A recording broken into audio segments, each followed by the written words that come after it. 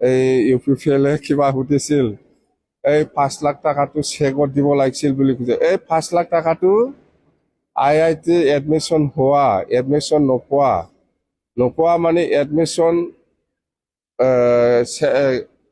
এডমিশ্যনটো পাবৰ কাৰণে চিলেক্ট হৈছে, কিন্তু পইচা টকা নাই। আমি যদি দলৰ পৰা সহায় নকৰিলে ইহঁতে এই শিক্ষাটো ল'ব নোৱাৰিলে হয়। সেইকাৰণে আমি আজিলৈকে 6জন IIT এডমিশ্যন ল'ব নোৱাৰা গৰীব দুখীয়াসকলক আমি দলৰ পৰাহে সহায় কৰিছে। সেইটো BTC গভৰ্ণমেণ্টৰ পৰা নহয়। সুধিছিল BTC গভৰ্ণমেণ্টত কেলে চেক দিয়া নাই, কি কৰা নাই। BTC গভৰ্ণমেণ্টৰ পৰা 1 পইচা দিয়া নাই। আমি দল হিচাপে সকলো দলৰ কৰ্মীৰ পৰা আমি অলপ চলপ কালেকশ্যন কৰিহে দিয়া পইচা। এইটো BTC গভৰ্ণমেণ্টৰ পইচা নহয়।